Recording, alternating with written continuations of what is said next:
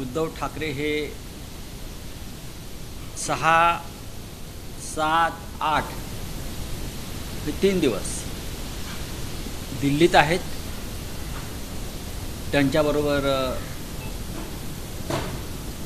युवा सेना प्रमुख आदित्य ठाकरे आहेत, रश्मी वहिनीसुद्धा आहेत आणि 3 दिवस त्यांचा मुक्काम सफदरजंग लेनलाच आहे. त्याच्यामुळे तुम्हाला त्यांना भेटता येईल. त्याच्या अनेक भेटीगाठी नक्कीच आहेत. त्यातल्या प्रमुख भेटीगाठी म्हणाल तर अर्थात काँग्रेसचे अध्यक्ष मल्लिकार्जुन खरगे जे आहेत, राहुल गांधी जे आहेत, सोनियाजी आहेत आणि महाराष्ट्रातले सुद्धा आपले अनेक लोक आहेत. त्यानंतर त्यांना पार्लमेंट सुरू असल्यामुळे तृणमूल काँग्रेस, आप, समाजवादी पार्टीचे काही प्रमुख नेते येऊन भेटणार आहेत, चर्चा करतील. इंडिया ब्लॉक म्हणून पवारसाहेबसुद्धा त्यांची दोघांच्या भेटीगाठी होतीलच, चर्चा होईल. उद्या संध्याकाळी महाराष्ट्राचे काँग्रेसचे जे हायकमांड आहेत, रमेश चिंतियाल, ते येणार आहेत इकडे. त्यांची चर्चा होईल. 6 तारखेला संध्याकाळी दिल्लीतला जो आपला मराठी मीडिया आहे ते त्यांच्याशी संवाद साधतील.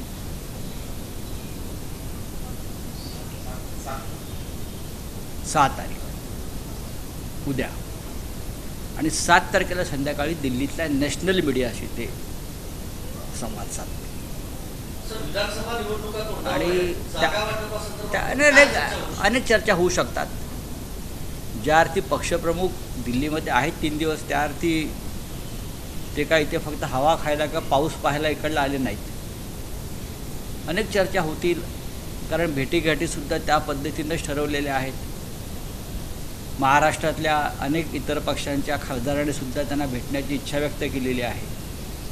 त्याच्यामुळे तीसुद्धा आमचं आयोजन चालू आहे. वेळ कमी आहे, पण हा संवाद दौरा आहे. हा संवाद दौरा आहे. देशाच्या राजधानीमध्ये शिवसेना पक्षप्रमुखांचा हा संवाद दौरा आणि लोकसभा निवडणुकांच्या निकालानंतर शिवसेनेला जे यश प्राप्त झालं त्यानंतर उद्धवजी प्रथमच दिल्लीमध्ये येत आहेत. त्याच्यामुळे आम्ही त्यांचं नक्कीच चांगल्या प्रमाणात स्वागत करू.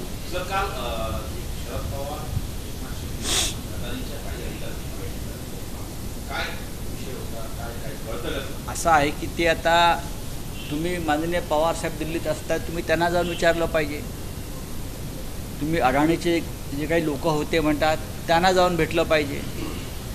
त्यांच्या गाठीबिटी जर वर्षा बंगल्यावर झाल्या असतील त्या संदर्भात आम्ही मत व्यक्त का करावं. पण नक्कीच धारावी संदर्भात, धारावी पुनर्वसन प्रकल्पासंदर्भात कोणताही प्रकारचा घोटाळा किंवा मुंबईची लूट शिवसेना होऊ देणार नाही. आमच्यावर किती दबाव आले, इशारे, धमक्या किती आल्या, तरी फक्त धारावीच्या बदल्यामध्ये मुंबईतले जे 20 भूखंड अडाणींना देण्याचा जो डाव सुरू आहे वर्षा बंगल्यावरून, आणि त्याला इतर काही राजकीय पक्ष अप्रत्यक्षपणे पाठीशी घालत आहेत.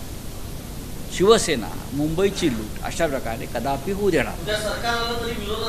सरकार असला तर धारावीचे टेंडर रद्द करू असं माननीय उद्धव साहेबांनी सांगितलेलं आहे. पवारसाहेबांनी मुख्यमंत्र्यांच्या भेटीत जे अधिकारी होते अदानी ग्रुपचे, त्याबद्दल वेगळी चर्चा सुरू आहे आणि दुसरं 2 वेळा भेट झाली या महिन्यामध्ये. नाही, मला असं सांगता येत नाही की ती भेट धारावीसाठीच झाली, पण धारावी संदर्भात शिवसेनेची भूमिका अत्यंत स्पष्ट आहे. धारावीमध्ये साधारण 600 एकरचा भूखंड आहे. 8 लाख लोकांना पात्र याचा विचार न करता घरं मिळावीत 500 स्क्वेअर फुटाची.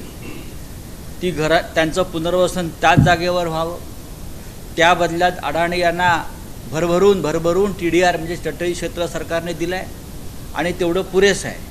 पण मुंबईची मिठागरं, मुंबईचे टोल नाके, मुंबईच्या इतर मोकळ्या जमिनी, मदर डेअरीसारखी मोक्याची जागा ही जर धारावीच्या बदल्यात कोणी घेऊ इच्छित असेल, लुटू इच्छित असेल आणि त्या बदल्यात वर्षा बंगल्यावर सौदा होणार असेल तर हा सौदा आणि ही लूट शिवसेना उधळून लावल्याशिवाय राहणार नाही.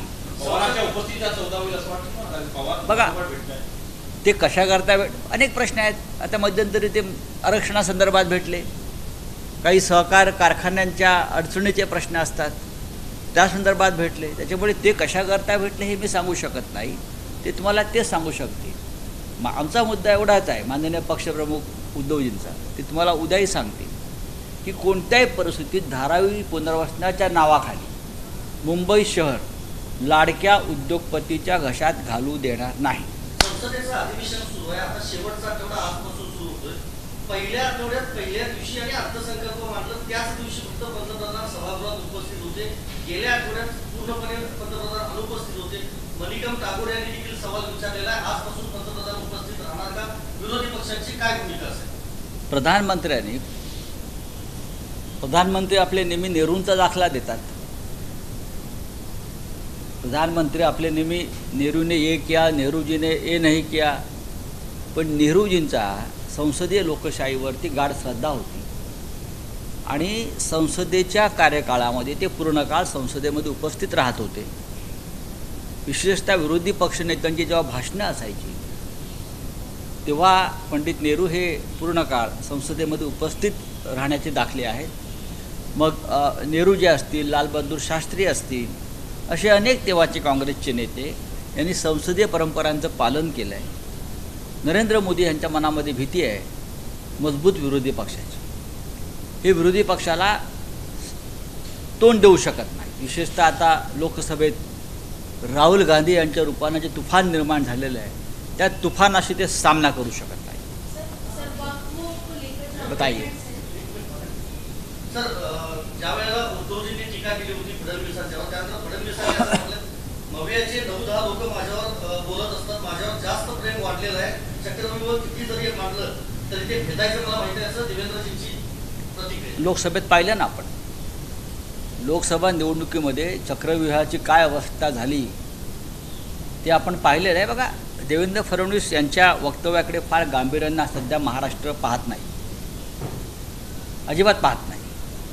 अनिल देशमुख यांनी जो खुलासा केलेला आहे आणि त्या खुलाशावर उत्तर देण्यासाठी ज्या फडणवीसांना तुरुंगातल्या एका गुन्हेगाराची मदत लागते प्रवक्ता म्हणून, जो बॉम्बस्फोटामध्ये, खून प्रकरणामध्ये, दहशतवादी कारवायामध्ये जे लोक अडकलेले आहेत त्यांना आपल्याजवळ ठेवणं आणि त्यांच्या माध्यमातून विरोधकांवर हल्ले करणं ही ज्याची फितरत आहे किंवा हे त्याला अशा लोकांची मदत घ्यावी लागते त्यांना, त्याच्यातच ते चक्रव्यूहात किती अडकले आहेत ते स्पष्ट दिसतं आहे. अनिल देशमुख यांनी काल एक मुद्दा मांडला, तो अत्यंत महत्त्वाचा आहे. चांदीवाल्या आयोगाचा अहवाल तुम्ही का उघड करत नाही? चांदीवाले अहवाल 11 महिने या अहवालाची सुनावणी झाली, या आयोगाची 11 महिने, आणि हा 1400 पानाचा अहवाल आहे. या 1400 पानाच्या अहवालामध्ये अत्यंत स्फोटक माहिती आहे. ही स्फोटक माहिती बाहेर येण्याआधी देवेंद्र फडणवीस यांनी शिवसेनेचे आमदार फोडले आणि सरकार पाडलं.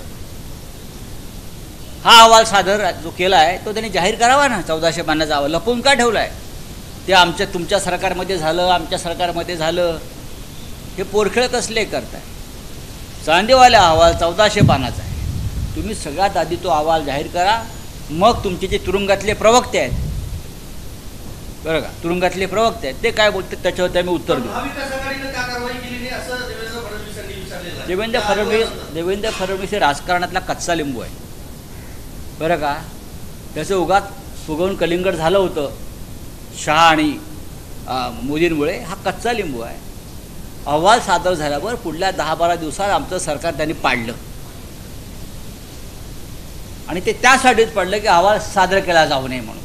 अत्यंत स्फोटक माहिती त्याच्यामध्ये. देवेंद्र फडणवीस यांना माहिती आहे अहवाल कधी सादर झाला, अहवालाची प्रक्रिया काय आहे आणि त्यानंतर सरकार कसं पाडण्यात आलं, ते या काळात घडलेल्या घटना आहेत. देवेंद्र फडणवीस यांनी स्वतःला अति हुशार असल्याचा आव आणू नये. त्यांची हुशारी लोकसभा निवडणुकीत आम्ही काढलेली आहे, जिथून काढायची तिथून हवा. त्यांची तयारी आहे ना, आम्ही काय त्यांच्यासारखी. आम्ही काय डरपोक आहोत का? माझ्या माहितीप्रमाणे देशमुखांनी त्या पद्धतीची तयारी दाखवलेली आहे. तुम्ही दाखवा. फडणवीस नार्को टेस्ट करणार आहेत का? की किती कोटी किती खोके दिले आणि हे सगळं जे षडयंत्र रचलं अँटेलियाचं वगैरे वगैरे वगैरे, हां, हे याच्यामागे सूत्रधार कोण होते? 100 कोटीचा घोटाळा किंवा आरोप किंवा आमच्यावरचे आरोप, हे कसे खोटे प्रकरणे निर्माण केली फडणवीसांनी. त्यांची नार्को टेस्ट करा ना फडणवीसांची. फडणवीस एक लफंग्यांची टोळी चालवतात, ते राजकारण करत नाहीत. मी काय म्हणतो, महाराष्ट्राला लागलेला हा दुष्टशाप आहे गेल्या 5-10 वर्षातला.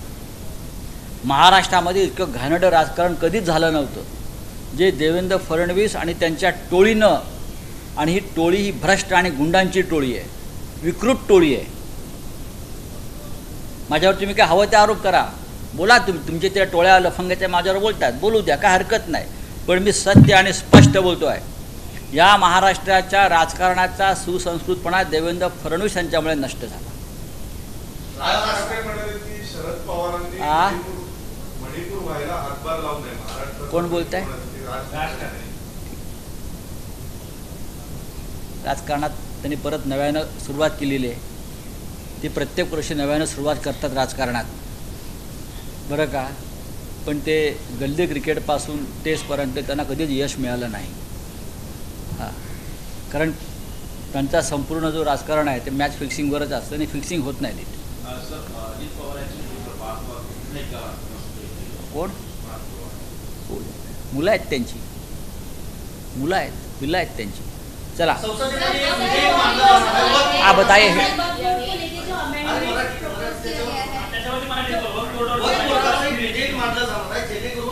अधिकार कमी केले जातील आणि जमीन घेतली जाते, ती जमीन घेण्यावर पण निर्बंध लावले जातील अशी तयारीचे मोदी सरकारचे. चांगला विषय आहे. म्हणून तर आम्ही म्हणतो ना की मुंबईमध्ये गौतम अडाणींना बेकायदेशीर जमीन दिली जाऊ नये. इथून सुरुवात करा. मुंबई में ये भी एक घोटाला ही हो रहा है ना, जैसे आप बोल रहे हैं कि वक्फ बोर्ड में कुछ हो रहा है, ज़मीन का घोटाला. तो मुंबई में गौतम अडानी को धारावी पुनर्वास प्रकल्प के माध्यम से बड़े बड़े 20 लैंड भूखंड दिए जा रहे हैं. ये भी घोटाला है. आप वहाँ शुरुआत वहाँ से करो, भ्रष्टाचार ज़मीन को व्यवहार रोकने की.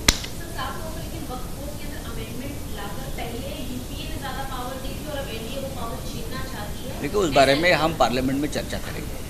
अब तक पूरा ड्राफ्ट सामने आया नहीं है, पूरा ड्राफ्ट सामने आया नहीं है. एक ऐसा मामला है, वो संवेदनशील मामला है. पर्सनल लॉ बोर्ड हो चाहे कुछ हो, हम पूरा उसके बारे में सभी लोगों से चर्चा करेंगे और बात करेंगे.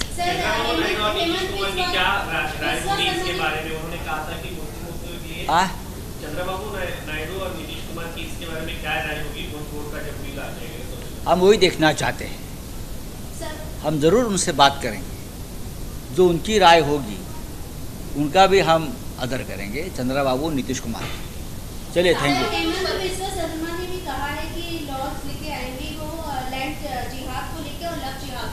देखिए, यहाँ इस देश में ना लैंड जिहाद है न लव जिहाद है. जब इस प्रकार की घटना, अत्याचार होता है महिलाओं के ऊपर, तो मैं धर्म और जात के ऊपर देखता हूँ. ये कोई भी कर सकता है और हो रहा है, महाराष्ट्र में हुआ है. तो ये विकृति है, उसको ख़त्म करना चाहिए, कानून से ख़त्म करना चाहिए, चाहे कोई भी किसी भी धर्म का हो. बात करें लैंड जिहाद की, तो 10 साल में सबसे ज़्यादा लैंड जिहाद जो हुआ है वो इसी सरकार में हुआ है. वो अपने लाडले उद्योगपति के मामले में हुआ है. हम मुंबई में देख रहे हैं ना, लैंड जिहाद ही चल रहा है धारावी के नाम पर. Thank you. एबीपी माझा, उघडा डोळे बघा नीट.